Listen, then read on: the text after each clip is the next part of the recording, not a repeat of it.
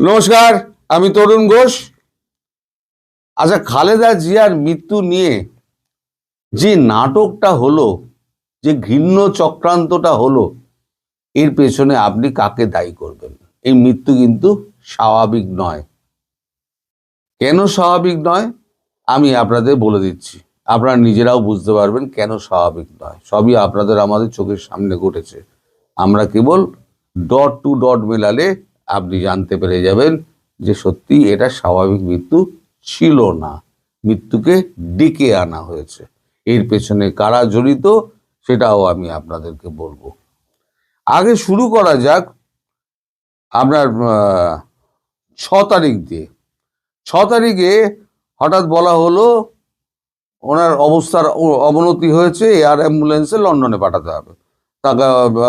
কাতারের air ambulance বুক করা হলো, সেটা যান্ত্রিক ত্রুটির জন্য সেটা আসতে পারলো না। তারপরে জার্মানির সঙ্গে যোগাযোগ করা হলো, জার্মানিও বলল আমরা পাঠাতে পারবো না। আসলে কাগজপত্র যা পাঠাতে হয় নিয়ম অনুযায়ী, এয়ার অ্যাম্বুলেন্স চাইছে যখন আপনি ভাড়া করবেন এয়ার অ্যাম্বুলেন্স, তখন অসুস্থ রোগীর কাগজপত্র জমা দিতে হয়। এই কাগজপত্র দেখে দুই দেশই বলে দিয়েছিল এই রুগী তো বাঁচবে না, এই রুগী রুগী, মৃতদেহ আমরা বহন করব না, ফলে আমরা অ্যাম্বুলেন্স দেবো না, এয়ার অ্যাম্বুলেন্স দেবো না। তার জন্য আলাদা প্লেনের ব্যবস্থা আপনাদের করতে হবে। 9 তারিখে British high commissioner Sarah Cook তিনি এলেন এবার কেয়ারে বেগম জিয়াকে দেখতে। ম্যাডাম জিয়ার তখন ওই নল টল ঢোকানো আছে দেখে উনি একটা বেরিয়ে এসে সংক্ষিপ্ত একটা দিলেন, মানে বিবৃতি দিলেন যে উনি চরম অসুস্থ, এর বেশি উনি আর কিছু বললেন না, এড়িয়ে চলে গেলেন, কারণ উনি বুঝেই গিয়েছিলেন। এবার 11ই ডিসেম্বর তার পুত্রবধূ এলেন। পুত্রবধূ এসে গিয়ে এবার কেয়ার হাসপাতালে তাকে দেখলেন, দেখে টেকে খুব বিমর্ষ মুখ করে উনি বেরিয়ে গেলেন। তারপরে উনি ফিরে গেলেন তারেক রহমানের কাছে, এবং তারেক রহমানের কাছে নিশ্চয়ই খবর তখন পৌঁছে গিয়েছে যে আম্মা বেঁচে নেই। তারেক রহমান সব জানতেন। এইবার হলো কি, আপনার পেছনে কি আছে, হঠাৎ এই ঘটনা ঘটলো কেন? আপনারা স্মরণে থাকতে পারে 21শে নভেম্বরের কথা। 21শে নভেম্বর ছিল আর্ম ফোর্স ডে। সেদিনকে জোর করে মানে বেগম জিয়াকে এক প্রকার মানে কোন রকমের চেয়ারে বসিয়ে তার দুজন অ্যাটেন্ডেন্ট তাকে ধরে পেছন দিকে বসে আছে, তিনি সামনের দিকে হেলে পড়ে যাচ্ছেন, তাকে এনে ওই অনুষ্ঠানে হাজির করা হলো। সেখানে দাঁত কেলিয়ে ইউনূস ছবি তুললেন, ওয়াকার ছবি তুললেন, জামাতের আমির ছবি তুললেন শফিকুর রহমান, সবাই তার সঙ্গে ছবি তুললেন। এরপর শুরু হলো বিএনপি নেতাদের আহ্লাদীপনা, আদাকলাপনা। কেউ তার মুখে আইসক্রিম গুঁজে দিচ্ছেন, না মা আপনি খান, আমি এনেছি দূর থেকে কষ্ট করে। কেউ সেমাই পুড়ে দিচ্ছিল 1 চামচ, 1 চামচ খেলে কিছু হয় না। ইউনূস পাশ থেকে বলে যাচ্ছে 1 চামচ খেলে কিছু হয় না, খেয়ে নেন। ওনার তখন এমন শারীরিক অবস্থা, উনি তখন না হাত দিয়ে বাধা দিতে পারছেন, না কথা বলতে পারছেন, শুধু মুখটুকু হাঁ করছেন, একটু একটু করে খাচ্ছেন। কেউ আইসক্রিম খাওয়াচ্ছে, কেউ হচ্ছে আপনার কুলফি এনে খাওয়াচ্ছে, মানে হচপচ করে দিয়েছে। তার একটা ডায়েট চার্ট ছিল। এখন অসুস্থ রোগীর ডায়েট চার্টের বাইরে কিছু খাওয়া মানে সেটা বিষ খাওয়ার সমান। ইউনূস সব জানতেন, সব জানতেন ইউনূস। বিএনপির কে জানতেন না জানতেন আমি বলতে পারবো না। জামাত জানতো না, এই চক্রটার মধ্যে জামাত ছিল না, কিন্তু ইউনূস সব জানতেন। ইউনূস পাশ থেকে বলে যাচ্ছেন 1 চামচ খান না, কিছুই হবে না, 1 চামচ খান না, কিছুই হবে না, কনস্ট্যান্ট বলে যাচ্ছে। বাধা দেয়নি ওয়াকারুজ্জামান, বাধা দেয়নি, তিনিও তো পাশে দাঁড়িয়েছিলেন। কেউ বাধা দেয়নি যে অসুস্থ মানুষটাকে এইভাবে আপনারা খাওয়াবেন না। আর বিএনপির আদেকলাপনা, নেতা নেত্রীদের তো অভাব নেই। এরা নেতা নেত্রী দেখলে পরে একেবারে পারলে তার একেবারে পায়ের তলায় লুটিয়ে পড়ে। সে সুস্থ না অসুস্থ বিচার বিবেচনা তাদের কোনো কিছু কাজে আসে না। আলটিমেটলি কি হলো, 21 তারিখে এই ঘটনা ঘটলো। 21 তারিখ রাত্রিবেলা তিনি রক্ত বমি করলেন। রক্ত বমি করে তিনি প্রচন্ড অসুস্থ হলেন। তাকে এবার কেয়ার হাসপাতালে ভর্তি করা হলো। তারপর প্রাণ নিয়ে টানাটানি। এই জমে মানুষের যখন টানাটানি হচ্ছে, 14 ডিসেম্বর রাত্রিবেলা 8:35 তিনি শেষ নিঃশ্বাস ত্যাগ করেন। এই খবরটা কিন্তু সমাজ মাধ্যমে কিন্তু ছড়িয়েছিল এবং বহু মানুষ শোক বার্তা পাঠিয়েছিলেন, বহু নেতাই শোক বার্তা পাঠিয়েছিলেন। কিন্তু রাষ্ট্রের পক্ষ থেকে, বিএনপির পক্ষ থেকে কোনো সরকারিভাবে কিছু না জানানোর ফলেতে আমাদের প্রধানমন্ত্রী নরেন্দ্র মোদী তিনি একটি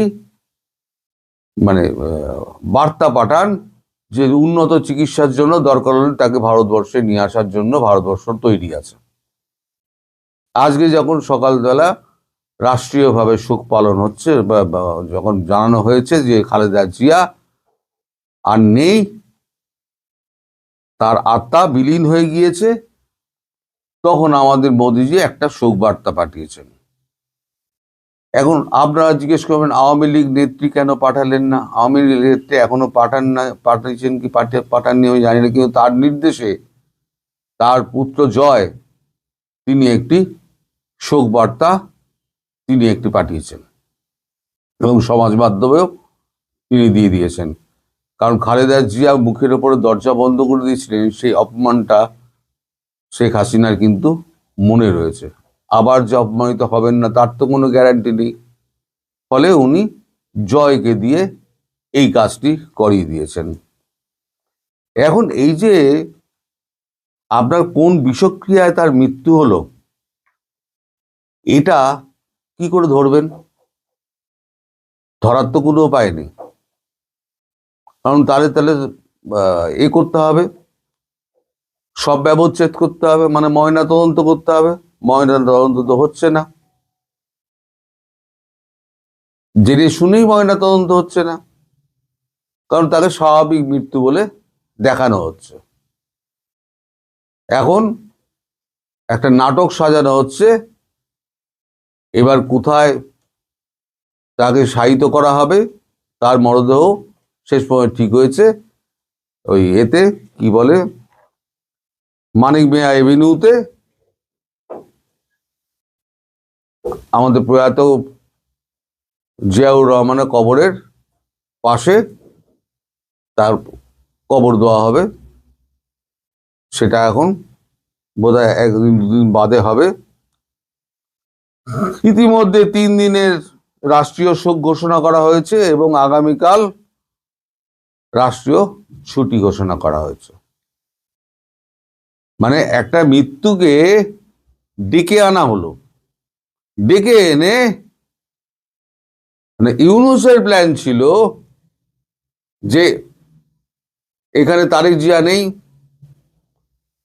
খালেদা জিয়া যদি এখান থেকে যদি পৃথিবী থেকে চলে যান তাহলে পরে মাঠ পুরো ফাঁকা, ওদিকে জামাত, এদিকে এনসিপি, জামাতও চুপ, এনসিপিও চুপ, ইউনূস তার মতো করে খেলে যাচ্ছেন। তিনি খুব ভালো করে জানেন যে একটা অসুস্থ মানুষের ডায়েট চার্টের বাইরে কোনো খাবার দেওয়া বিষ খাওয়া। তার এই যে বয়স হয়েছে, তার ডায়েট চার্ট করা আছে, নিশ্চিতভাবে করা আছে। উনি ডায়েট চার্টের বাইরে উনি যাবেন না, কারণ জানেন, আমি তো শুনেছি ওনার প্যানক্রিয়াসের সমস্যা আছে। উনি জানেন যদি এপাশ ওপাশ হয় তাহলে পরে উনি একদম বিষ খাচ্ছেন। তিনি নিজে খাচ্ছেন না, তিনি অথচ উনি উৎসাহ জুগিয়ে যাচ্ছেন 1 চামচ খায়ালন না। এই লোকটা কিন্তু সাধারণ লোক নয়। এই মৃত্যুর পেছনে পুরো দায় রয়েছে ডক্টর মোহাম্মদ ইউনূসের। যিনি জেনে বুঝে, যারা খাইয়েছে তারা তো না জেনে খাইয়েছে। কোন খাবারে বিষক্রিয়া হয়েছে কি করে বুঝবেন এখন আপনি? সরি, কিন্তু ইউনূস তো জানে, সে তো ভুক্তভোগী, তার তো বয়স হয়েছে, তার প্যানক্রিয়াসের রোগ রয়েছে, তিনি খাবার চার মেনে তিনি করেন। তিনি যতই চেপে যান আমি জানি তার প্যানক্রিয়াসের প্রবলেম রয়েছে, পাতলা ঝোল ছাড়া তিনি কিছু খেতে পারেন না। মুরগি মাটন শুধু চেয়ে দেখেন, খেতে পারেন না উনি। কখনো আপনারা দেখবেন না উনি কখনো খাচ্ছেন বাইরে, কোনোদিন দেখতে পাবেন না। এখন এই মৃত্যুর জন্য আমি সম্পূর্ণভাবে দায়ী করব এই ডক্টর ইউনূসকে। আর তারেক জিয়ার কথা বলবো একটুখানি। তারেক জিয়া যদি বলতেন যে আমার মা এরকম অসুস্থ হয়েছেন এবং তিনি মারা গিয়েছেন, উনি যদি মার্কিন সরকারের কাছে এবং ভারতীয় সরকারের কাছে উনি যদি আবেদন জানাতেন, তাহলে এমন অমানুষ কেউ নেই, কোনো সরকার নেই যে তাকে মার কাছে ফিরতে দেবে না। বলতে ঠিক আছে, আপনি কাজকর্ম সেরে আবার ফিরে আসবেন, এই তো বলতো। তিনি যে কেন এটা করলেন তাও তো জানা নেই। আর সব থেকে ইন্টারেস্টিং ব্যাপার হলো, যেটা হলো 29 তারিখের, মানে গতকালকে মনোনয়ন জমা দেওয়ার ছিল শেষ দিন। এই শেষ দিনে মৃত মানুষটার বুড়ো আঙুলের ছাপ নিয়ে 3টে জায়গায় তার নামে মনোনয়নপত্র জমা দেওয়া হয়েছে। এই 3টে আসন হচ্ছে আচ্ছা বগুড়া 2, বগুড়া 3, বগুড়া 6। তারপরে 3টে আসন বুক হয়ে গেল। মায়েরা বর্তমানে লড়বে কে ওখানে? তারেক জিয়া। তারেক জিয়া আলাদাভাবে দিয়ে রেখে দিয়েছে, ঝটপট করে 29 তারিখ শেষ বেলায় দিয়ে রেখে দিয়েছে। তার মানে মনোনয়নপত্রটি জমা দেওয়ানো হলো, জমা দেওয়ার পরে একটা ঘোষণা করে দেওয়া হলো যে মা আর নেই। সব হচ্ছে প্ল্যান মতো।